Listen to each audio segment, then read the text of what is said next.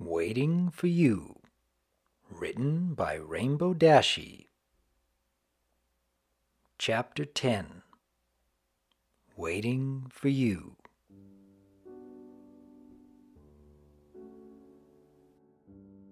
Princess Luna wrapped up a scroll with one of her royal seals and sent it off with her magic. She turned away from her writing desk and casually cantered through her bedchamber and over to a small cabinet on the other side of the room, retrieving a small tea set and burner from within the cabinet. She prepared the kettle and lit a small flame on the burner with her magic, and as she was debating between chamomile and black ginseng tea, she heard a burst of magic behind her, and turned around to see Rainbow Dash, Twilight, and Spike standing in the middle of the room amidst a cloud of dispersing magic sparkles. "Why didn't we just use that spell to get to the building?" Spike wobbled off balance and dizzily held his head. "'Cause I didn't know where the building was," Twilight said, standing normal. "Teleportation only works if you've been to both locations before." Spike sat down onto the floor, still holding his head. "Why couldn't we just taken the train? That spell always makes me dizzy." "Good afternoon, my subjects," Princess Luna joined the conversation. "We weren't expecting you to arrive so soon. By immediately, we assumed you would have arrived by nightfall." Twilight chuckled an apology to the princess. "We would have come later, but Rainbow felt that we shouldn't waste any time. Right, Dash?" Twilight turned to Rainbow Dash, who had been simply staring at the two ponies as they talked. "Dash, are you okay?" Rainbow Dash looked at Twilight. She could see her mouth moving, but couldn't hear what she was saying. It was then Rainbow Dash realized that she couldn't hear anything at all, except for a sharp ringing in her ears. I... Rainbow Dash stammered. "I can't hear anything! Twilight, I can't hear anything!" Rainbow Dash began to freak out. She started to hyperventilate, looking around frantically before aggressively tapping her hooves to her ears. "Twilight, I can't hear anything!" she yelled again. "Celestia, no!" Twilight remarked. "She's got magical intemperance." "Magical what?" Spike said. "Magical intemperance," Princess Luna repeated as she stepped between the two ponies. "It means she's been exposed to too much magic recently. What's happened to her?" "I used Somnis Oblivionis on her," Twilight explained, "after she came into my bedchamber last night." "Somnis Oblivionis?" Luna's eyes went wide. "But that spell is only meant for—" I know, Twilight interjected. "I should have used something that wasn't as strong, but I thought she'd be over its effects by now, especially after her memory returned. The teleportation spell must have overloaded her brain and incapacitated her eardrums." "I can't hear anything you're saying," Rainbow Dash said through hysterical cries. Twilight levitated some parchment and a quill out of her saddlebag and scrawled a quick note, explaining the situation to Rainbow Dash. "What do you mean, too much magic?" Rainbow Dash yelled, unable to control the volume of her own voice. "Let us see," Luna said as she enveloped Rainbow Dash's head with her gentle magic. The blue Pegasus recoiled as if she were in pain and began to thrash, trying to move away from the spell field. "Get your filthy magic away from me!" "There's nothing to fear," Luna said confidently, releasing Rainbow Dash's ears from her magic. "Her hearing will return. Magical intemperance never causes any permanent impairments. Since she doesn't want magic, we'll just have to wait for her hearing to return on its own." "What's she saying?" Twilight flipped the parchment over and scrawled another note. "How long do I have to wait?" "It could take a few minutes." Luna began to answer, but let her sentence end with a quick sigh. Grabbing the parchment from Twilight, she wrote her own note and showed it to the deaf Pegasus. Once she read the note, Princess Luna motioned every pony over to a pair of sofas by the far end of the bedchamber. Rainbow Dash rolled her eyes and reluctantly trudged across the room and slumped down into the sofa, looking off to the side, annoyed. At the same time, the tea kettle had started to whistle, and Luna prepared cups of chamomile tea for her guests. You would think for some pony of her physical strength she'd be more resistant to magical side effects, Luna mused as she sat on the couch opposite of Rainbow Dash. She hovered a teacup and saucer into Rainbow's vision and was quickly waved away, so she placed the cups on the table in front of every pony. Maybe she doesn't have enough points in Constitution, Spike joked as he sat down next to Rainbow Dash. Constitution? Luna asked, confused.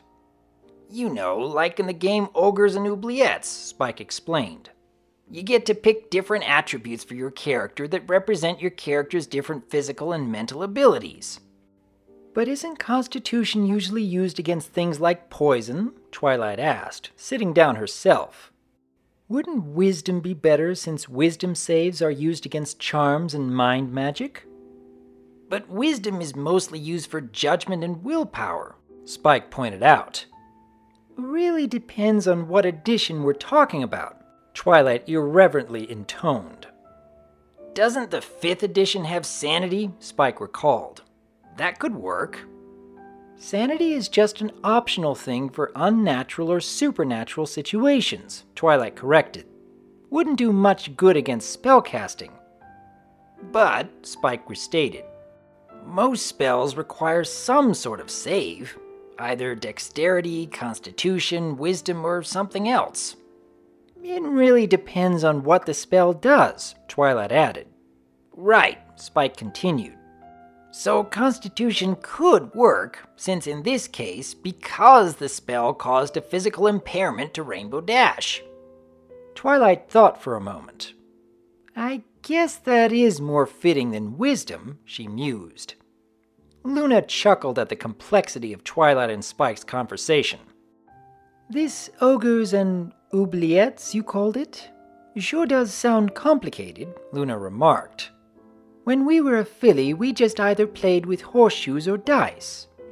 Rainbow Dash looked over to see Luna and Twilight engaged in conversation, but still couldn't make out a single word they were saying over the high-pitched ringing in her ears. She could only make out the tiniest low-pitched resonant cadences in their voices, which was more than she could hear before, but she felt like she wouldn't hear any more anytime soon, so she just sank herself back into the couch and stared up at the ceiling. And I got a nightstand that used to be owned by Saddle Arabian royalty, Twilight explained, having wildly changed the subject.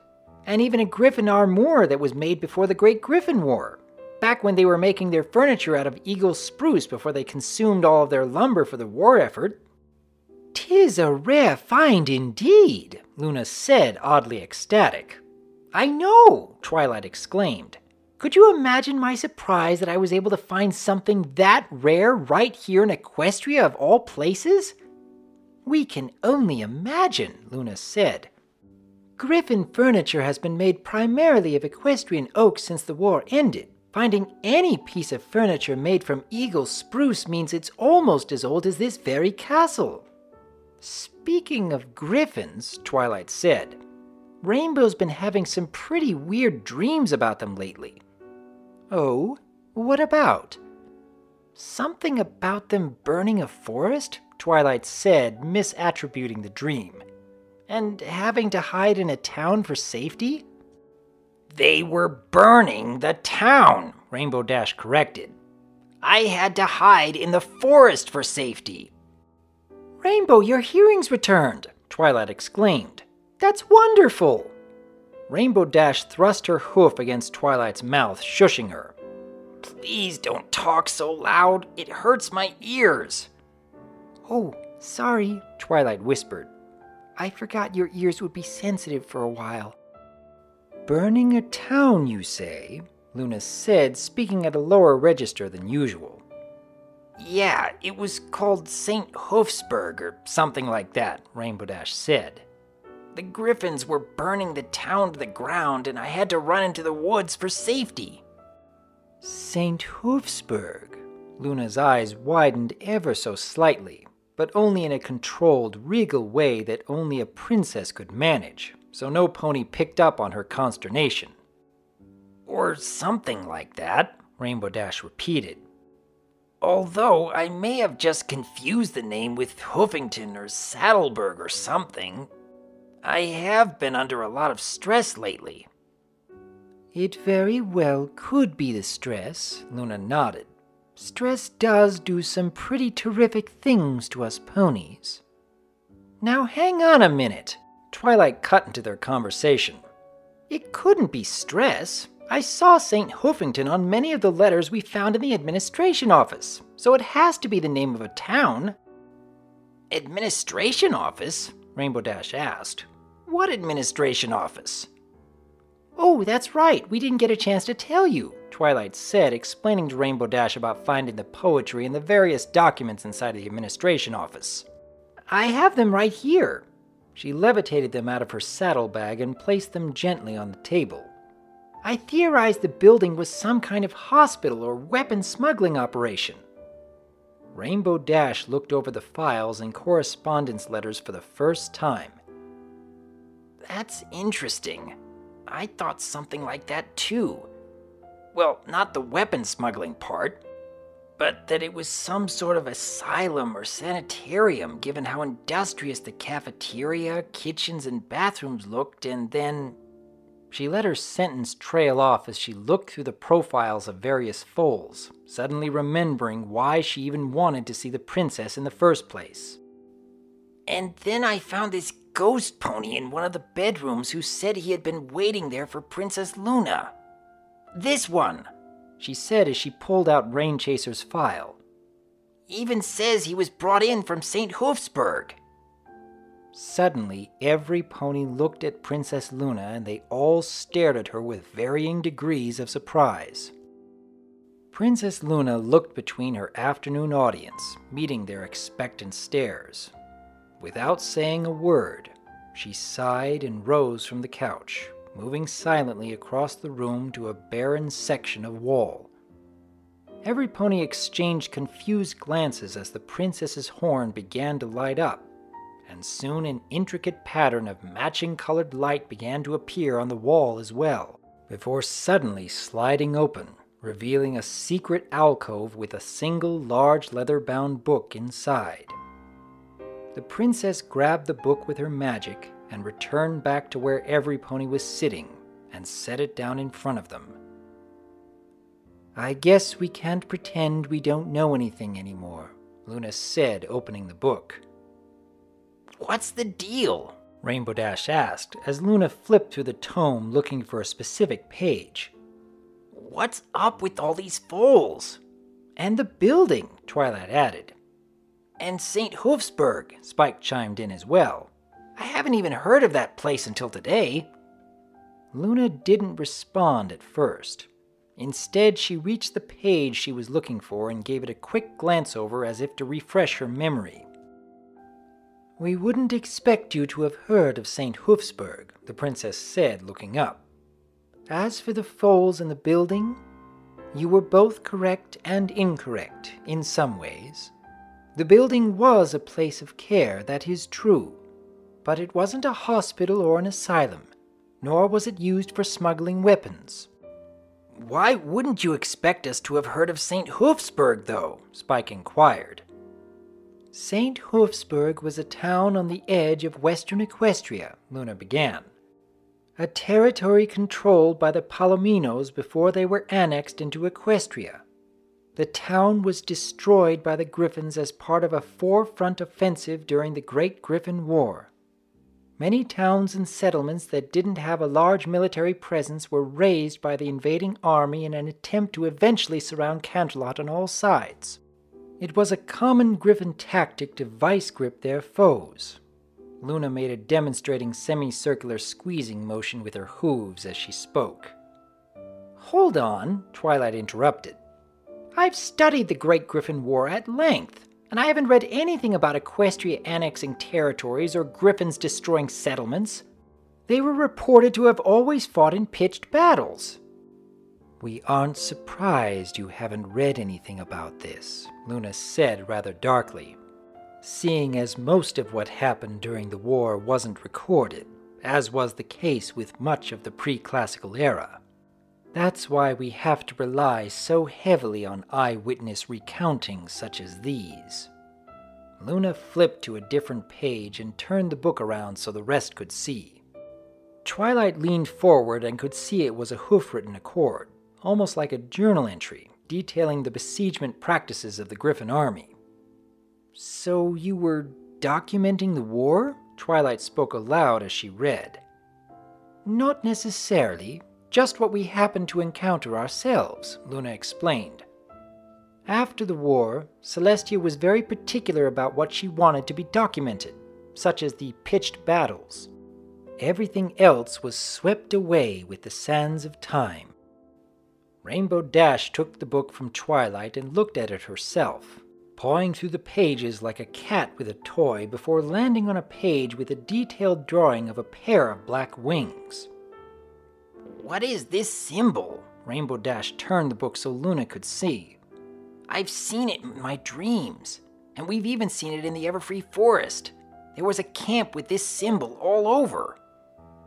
"It's the battle insignia of the Griffin army," Luna stated plainly. "They wore it on their armor, on their flags, even on their dinner plates. You won't find it inside any history book or even depicted anywhere in Griffinstone. It's another relic lost in time, just like most of the pre-classical era. Not even the current Griffins know this was the insignia their ancestors fought and died under. Another thing Celestia didn't want remembered." Every pony was silent for a moment, as if none of them had anything to say to seamlessly move the conversation forward. Eventually, after some thought, Luna spoke again. "It should go without saying that what you're reading and what we are telling you is one of a few unfiltered first-hoof classified accounts of equestrian history, and must be treated with the utmost confidentiality." "So then why are you even showing it to us?" Spike asked. "So I could answer your questions," Luna said, losing her royal we. "I was there the morning after St. Hoofsburg was attacked. I saw things I dare not endure to recall, but I also found foals while roaming the fields and forest. Those that had survived the night were cold, hungry, and alone. The Griffins had killed the entire adult population of the town, leaving the foals to fend for themselves." Rainbow Dash, Spike, and Twilight all sat back in the sofa, stunned into silence at what Princess Luna was saying to them. "I couldn't just leave them in the fields, and since Sister was dealing with the war, I had to do something. So I brought the foals to an abandoned teaching hospital a few miles to the north to try and tend to them." "Why not just take them to a normal hospital?" Spike found the courage to speak. "Were they all full because of the war?" Rainbow Dash inquired as well. "While Celestia was off leading the front lines, something about being the eldest and the commander of the armies in times of war," Luna recalled, "I was tasked with her princessly duties, running the castle, writing her treaties, and, most importantly, caring for the citizens. As the war raged on," Luna said after a sip of tea, "the amount of injured and displaced ponies grew. We were able to divert the adults into mainland Equestria, while the outer territories were being defended. But there wasn't much we could do about the children orphaned from the war. You see, that was a common Griffin tactic to only kill adult ponies, never children.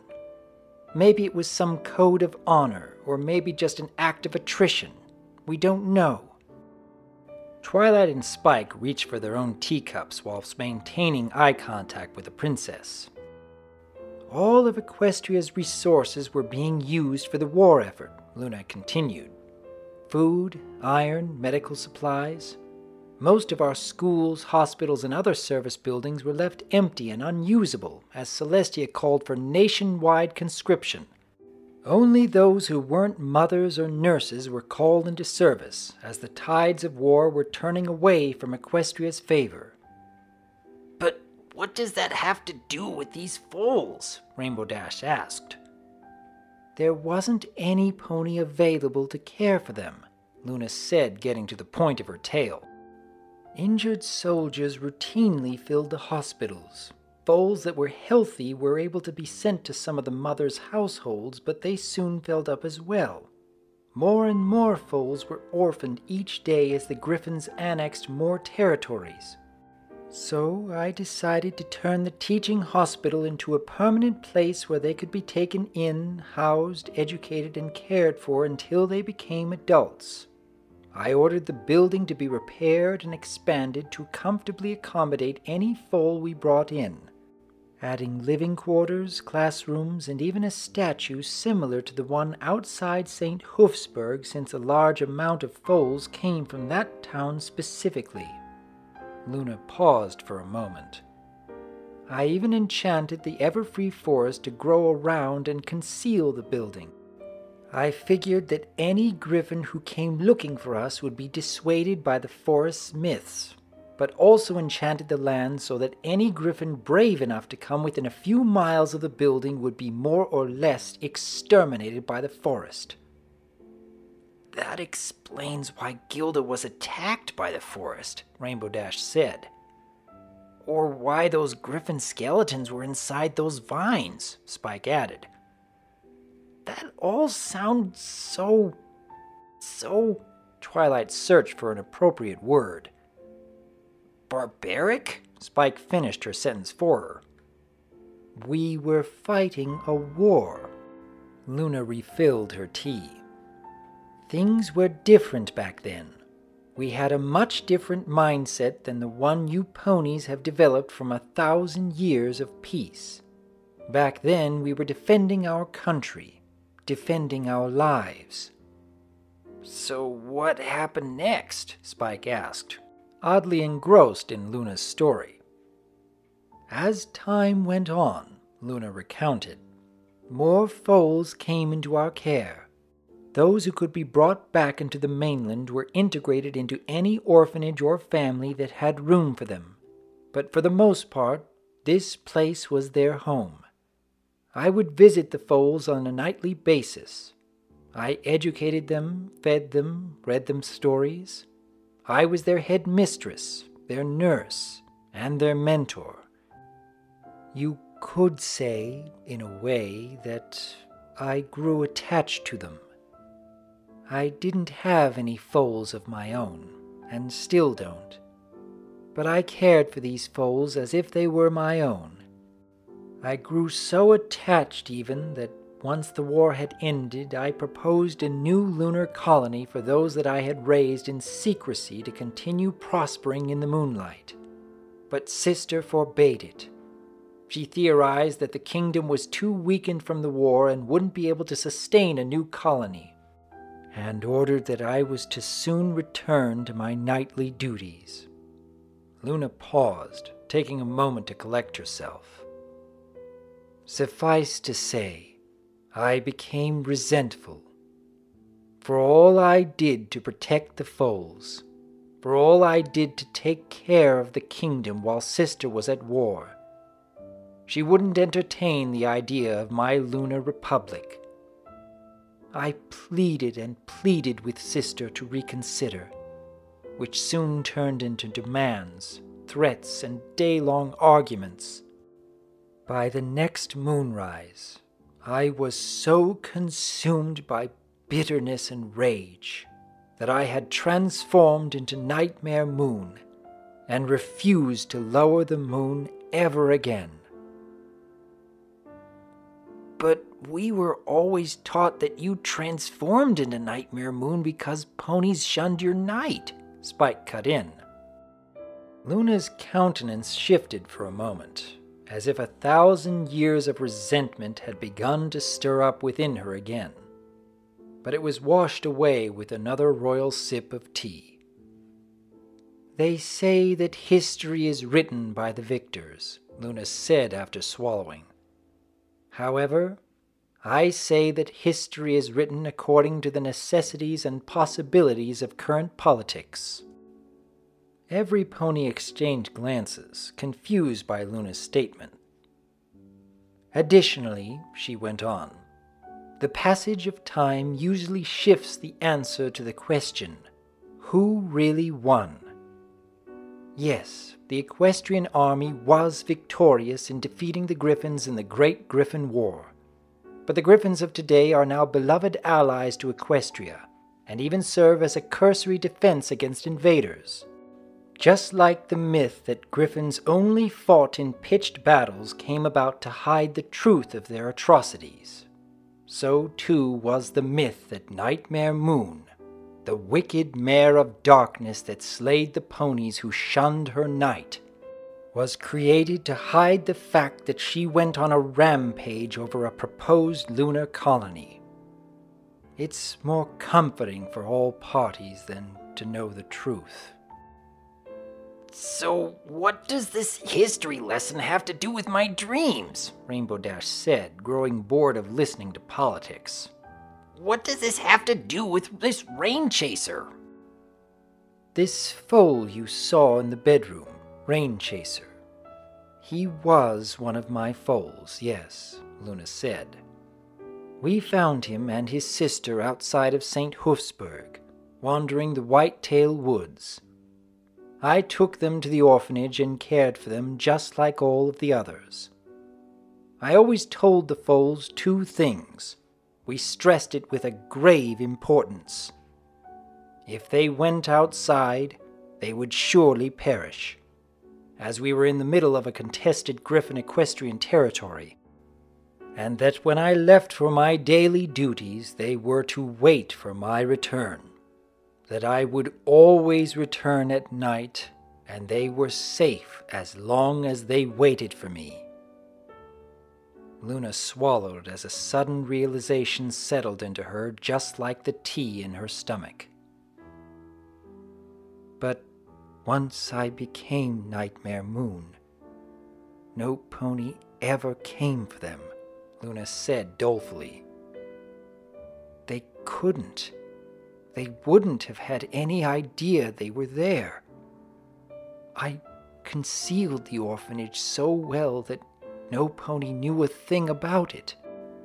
Even the train workers who would deliver the foals to me thought they were delivering construction materials or medical supplies. She absent-mindedly looked through her old correspondence letters. The only other pony who knew what I was doing was one of the conductors, and on his last delivery he believed the Griffins were following him. Judging how I never heard from him again, and judging by how you said you saw signs of the Griffin army in the forest, I wouldn't doubt he was correct in his assumptions. So that means, Rainbow Dash began to say. When I got banished, there was no pony there to take care of them anymore, Luna said with one last sip of tea. No pony there to feed them or nurture them. We can't imagine any of them survived the winter. Those poor foals, Twilight said sadly, waiting for you to return, wondering why you weren't coming back for them.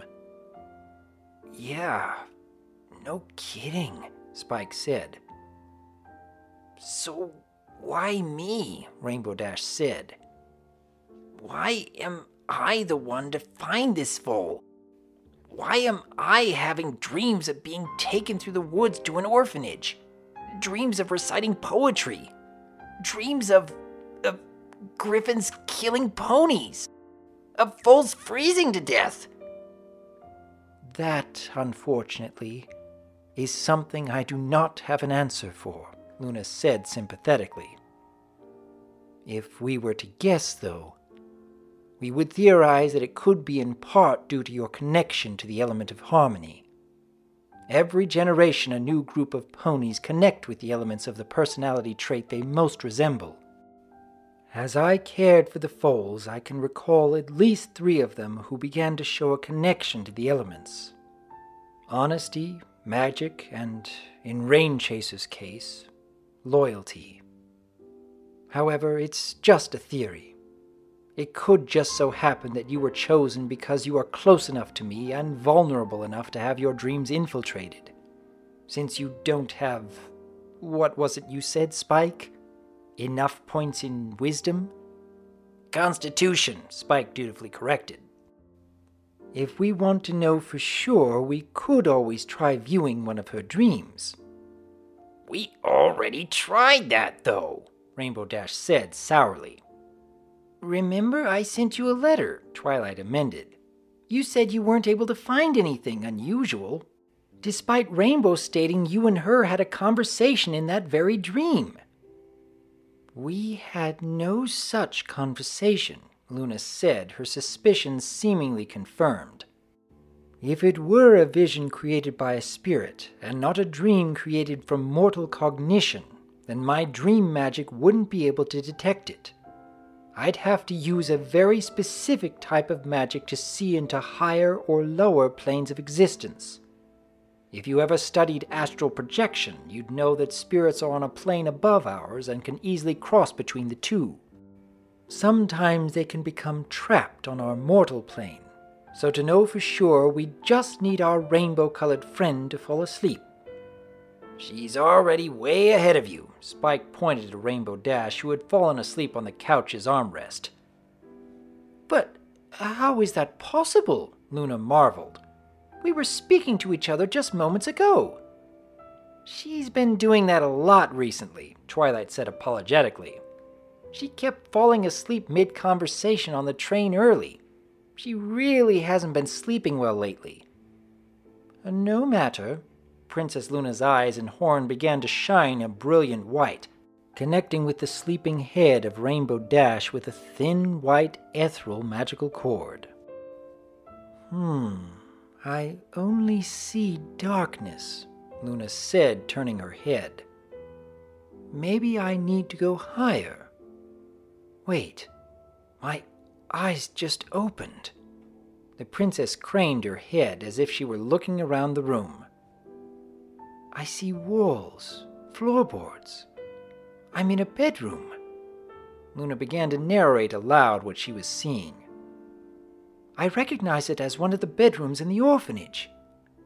It's cold. I'm shivering. And I'm running out into the hallway as if I'm looking for somepony. I feel sad, abandoned. I'm calling out to somepony. Rainbow Dash, why'd you leave me?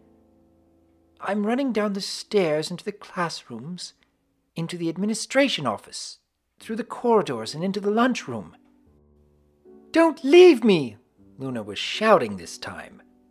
Don't leave me alone again! It's just like warriors and wizards, Spike whispered to Twilight. Shortly after, Luna came out of her trance, her magic dispersing in a flash. A steady stream of tears were rolling down her face.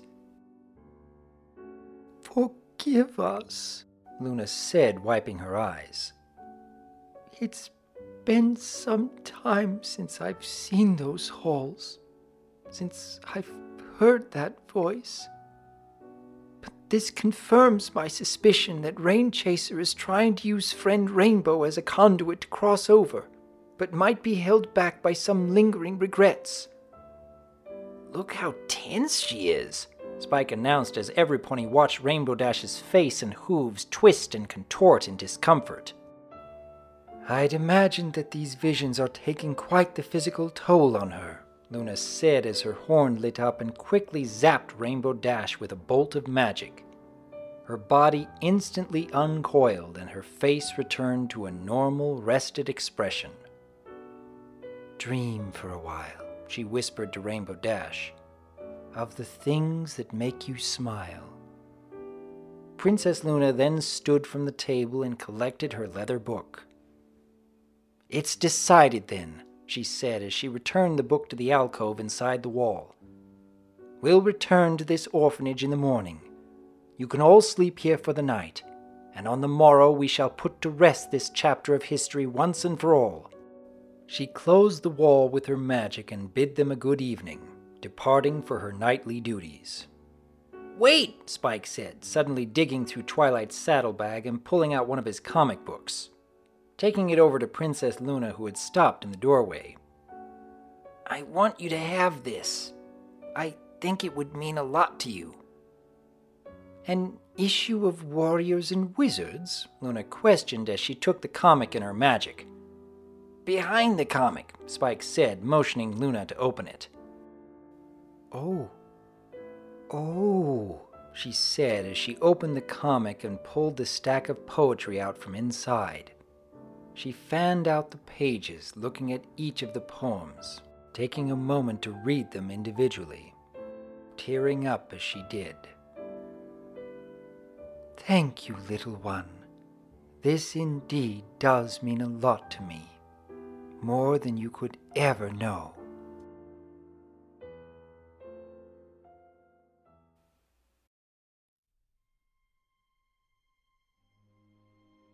Princess Luna and the gang returned to the orphanage the next day and stepped inside the bedroom, only to find there was nothing there, except for the Luna doll still sitting in the middle of the room.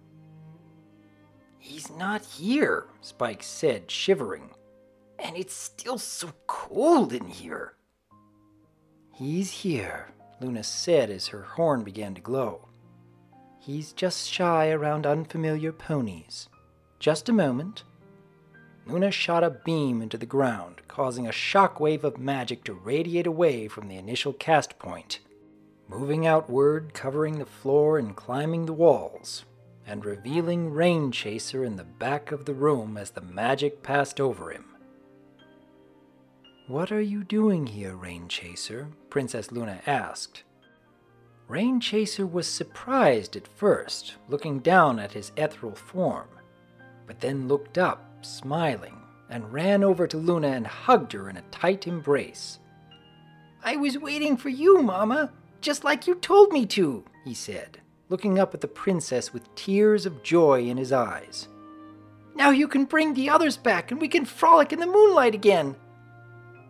"No, Rain Chaser, Mama can't do that," Luna said flatly. "The others have crossed over already, and you need to as well."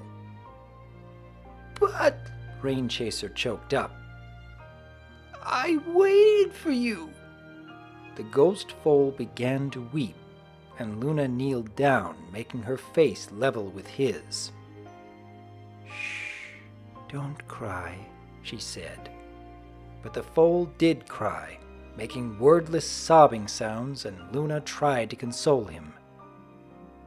"Sweetie, you're not alive anymore," Luna said, running her hoof through Rain Chaser's mane. "The others aren't either.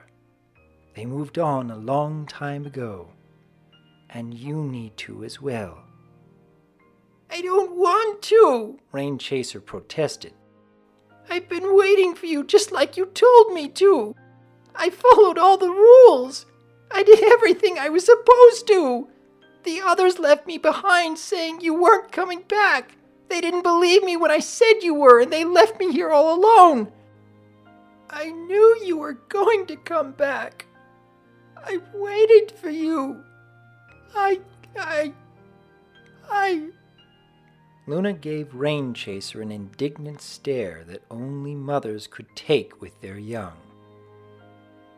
I didn't want to go without you." Rain Chaser sat down and cried softly. "I'm sorry." "And I'm sorry for making you wait so long." Luna wiped his eyes with her hooves. "Mama got into some trouble trying to make her night last forever, and she had to go away for a long time. She thought about you and the others every day, but I thought for sure you would have all crossed over by now." Rain Chaser didn't respond. He only continued to cry quietly to himself. "But I should have known Mama's little element of loyalty was going to wait for her," Luna said, smiling.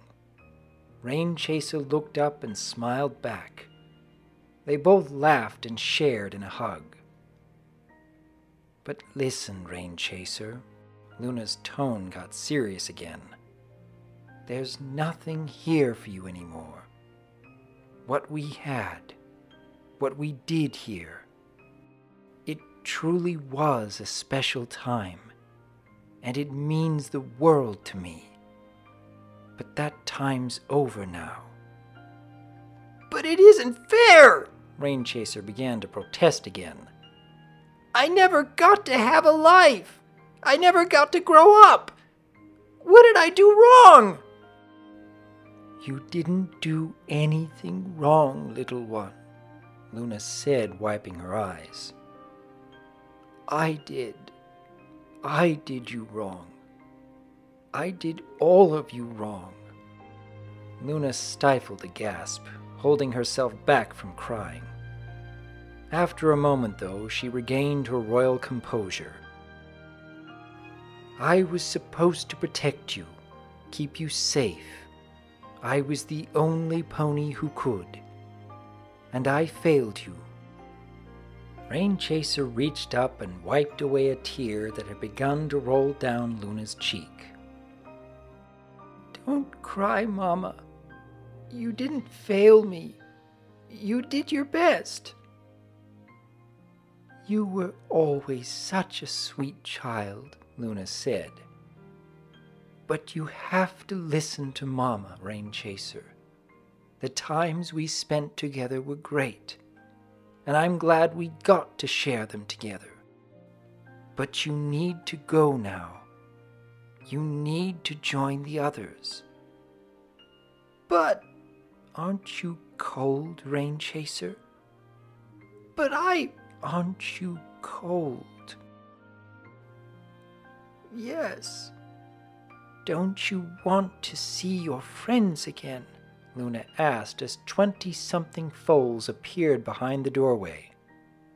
A shimmering radiance had consumed the hallway, catching Rainbow Dash and friends by surprise. Look, dear, I brought them with me. They told me that they want you to go with them. They've been waiting for you to cross over all this time. They want to help you across and make sure you don't get lost again. As Luna spoke, a yellow filly stepped out of the hallway into the room and stood beside Princess Luna. You're right. She does kind of look like Fluttershy, Twilight whispered to Spike. I even brought your sister, Sandy Shores, Luna said, petting the yellow filly's head. She is quite lonely and still waiting for you. She misses you. She wants to play with you again. It's true, Sandy Shores said. Mama's there too. A real Mama. She's been waiting for you, for us, this whole time. Rain Chaser looked at Princess Luna, then at Sandy Shores, and finally at the foals standing in the blinding light of the hallway. And for a long moment, he was quiet. Every pony was quiet.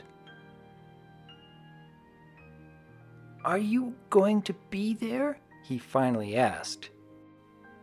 I'll be there, Luna said, not holding her tears back this time. And the nights last forever if you want them to.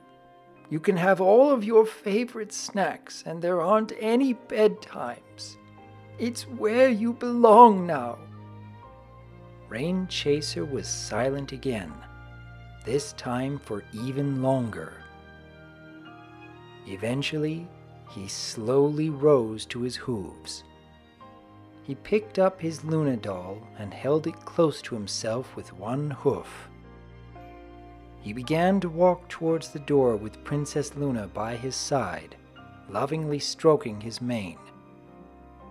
But when they got halfway to the door, Rain Chaser suddenly stopped.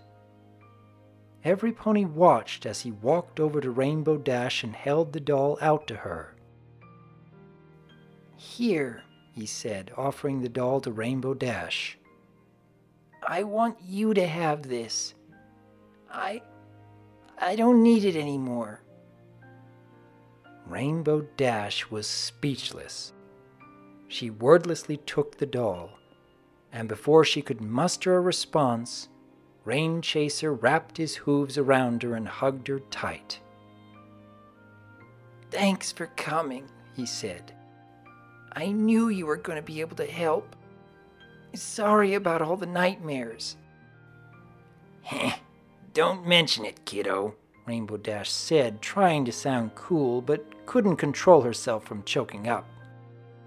It's what I do.